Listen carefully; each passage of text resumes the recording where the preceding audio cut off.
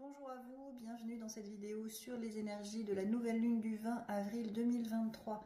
Je m'y connecte pour notre collectif dans cette idée que nous sommes tous reliés, tous un.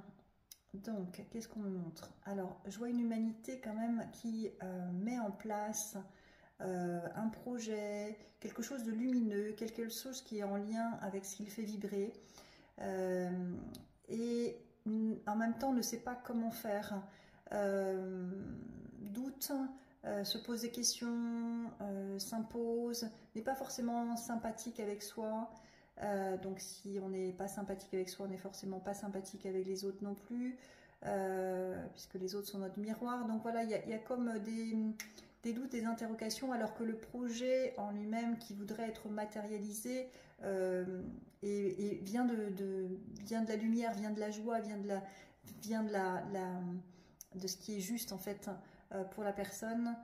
Et alors, on me montre justement qu'à un moment donné, en fait, c'est comme un passage pour pouvoir manifester nos rêves, nos envies, notre œuvre. Il nous faut nous relier à plus grand que nous pour œuvrer pour co-œuvrer, je dirais, et réaliser ce que l'on souhaite. Quand c'est aligné en fait à l'âme, on a besoin de poser ses intentions pour pouvoir être aidé par la source, par les énergies subtiles qui vont amener les synchronicités idéales pour la manifestation. Donc c'est vraiment avoir plus une posture de recul, d'être dans la foi, de faire vraiment des demandes, des prières, être relié vraiment à ces énergies-là. Qu'on y croit ou pas, c'est pas ça qui prime, puisqu'en fait c'est comme ça que ça marche. Donc c'est plus jouer avec ah bon, il paraît que ok, je vais tester en fait, je vais expérimenter pour voir comment ça va se réaliser. Hein. Dites cette phrase: comment je vais m'émerveiller par la manière dont l'univers va orchestrer idéalement mon projet, mes rêves, matérialiser mon projet et mes rêves.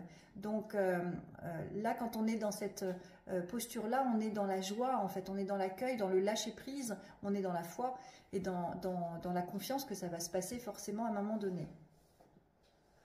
Donc, alors, j'ai fait un tirage associé. De quoi dois-tu faire le deuil? Donc, de cette ancienne version de soi qui justement doute, hein, qui se sent petit, qui se sent pas à la hauteur, qui se sent pas capable. Donc vraiment cette partie-là de soi, ça n'existe plus. On est en train de grandir, on est en train de s'élever pour concrétiser, matérialiser sur Terre cette nouvelle humanité avec beaucoup plus de reliance à la spiritualité, beaucoup plus de reliance aux énergies subtiles, beaucoup plus de reliance à son cœur. Hein. Là, tout ce qui nous arrive dans notre système qui s'effondre, c'est pour nous inciter à aller oser en fait nous révéler, oser montrer notre couleur, notre unicité. Hein, donc de quoi dois-tu faire le deuil? De cette ancienne version de soi.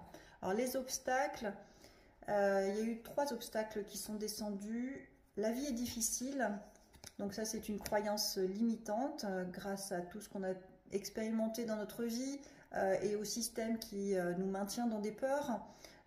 Qu'il faut, dans des croyances limitantes, qu'il faut travailler dur pour pouvoir être heureux à sa retraite. Vous voyez bien que tout ce qui est fait n'est pas dans l'intérêt du collectif, et au contraire, hein, leur intérêt, c'est d'utiliser notre énergie à leur profit, alors que nous sommes justement des êtres énergétiques, et nous sommes venus nous incarner pour oser montrer son unicité, pour oser révéler la part divine de l'être, et créer cette nouvelle humanité sur Terre.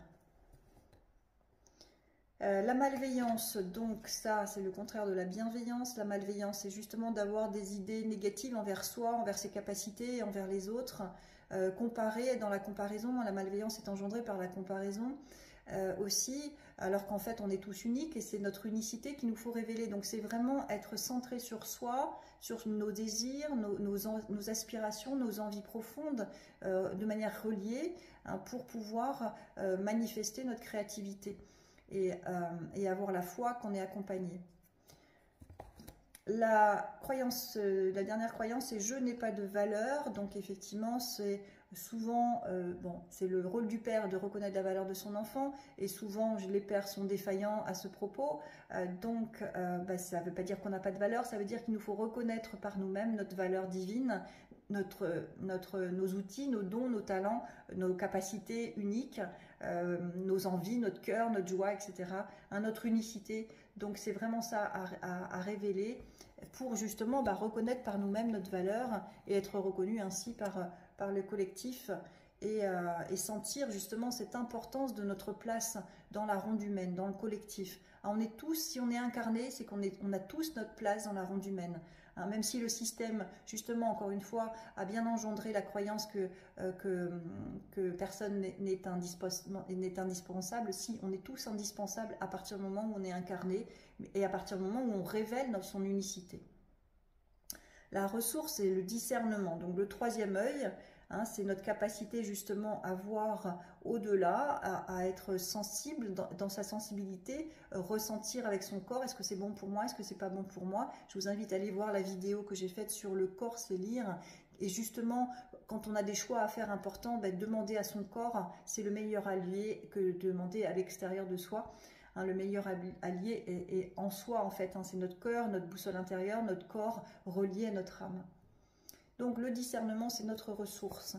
Et le conseil sur cette nouvelle lune, c'est l'instant présent. Elle est déjà sortie il n'y a pas longtemps, il me semble. L'instant présent pour la semaine, je crois d'ailleurs. Je cesse de m'inquiéter pour le futur ou de souffrir pour les expériences du passé. Je tire les leçons positives de mes expériences et je retrouve la magie et la lumière dans ma vie. Je vis pleinement le merveilleux et la béatitude éternelle du moment présent, en demeurant dans cette force éternelle. Voilà, donc se mettre dans sa bulle aussi, mais relié à la source, relié aux énergies subtiles, déployer au niveau de ses mains donc notre créativité, notre lumière qui est connectée à la lumière divine. Vous voyez, tout est fait dans le sens de notre réalisation, notre épanouissement, notre lumière, notre joie. Le contraire de ce que nous amène le système. Il est temps de se délester et de vraiment d'avoir conscience, de poser son attention vers ce que je veux voir réaliser dans ma vie. Même si on nous inflige des interdictions, on est libre en fait. On n'est pas obligé d'adhérer. On n'est pas obligé, alors c'est moins facile effectivement quand on est vraiment inclus dans le système avec un boulot, avec un patron, avec tout ce qui concerne ça. Et en même temps, plus on se libère et qu'on va suivre son cœur, en fait on est accompagné par des énergies bienveillantes, par des énergies subtiles, et on va vibrer autrement. On va être dans le cercle vertueux en fait qui va nous faire nous élever et élever de ce fait notre collectif. Voilà, je vous souhaite une excellente nouvelle lune, bien à vous.